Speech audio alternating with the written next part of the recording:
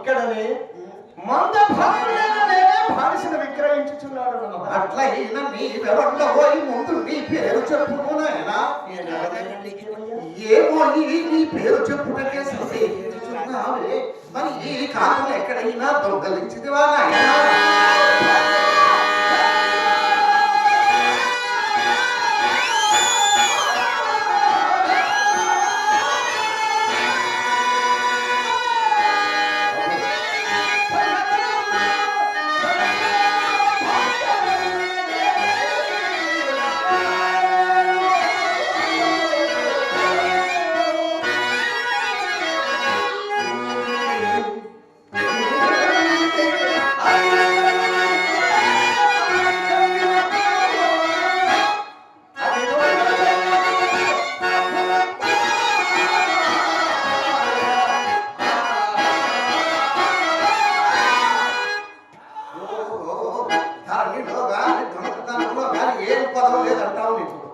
మహానుభావ నమస్కారం.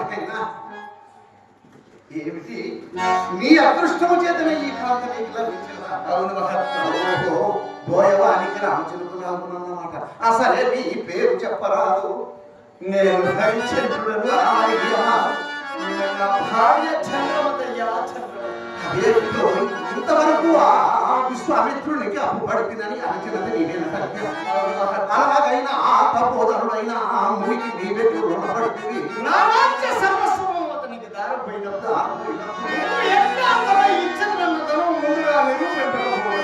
మరి దీనికి పత్రములు కానీ సాక్ష్యములు కానీ ఏమన్నా ఉంటాయి?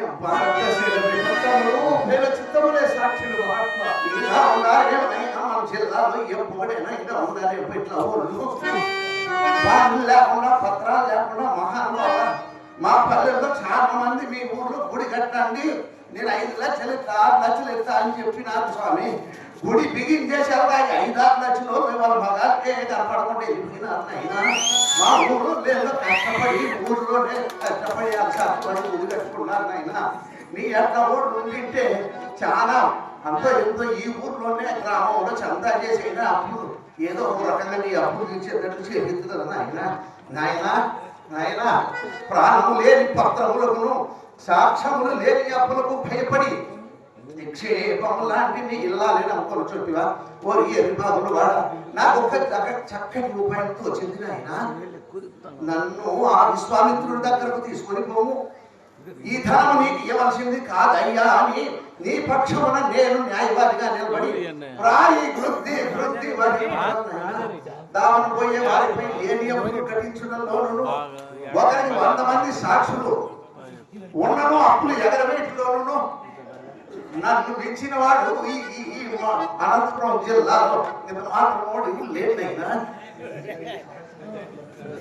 అయ్యా నీకు సహాయం సంపత్తులు లభించినది. ఏమిరా దరిద్రుడా సహాయం ఏమంటున్నాయినా? సహాయ సంపత్తులు కూడా లభించినది.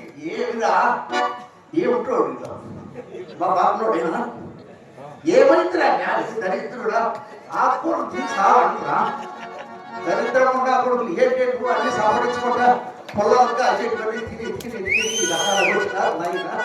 నాకు సహాయ సంపత్తి లభించింది అంటారా అయిపోతుంది. నాయన ఈ ఎంతమంది అనిపించినాడు మహానుభావుడు.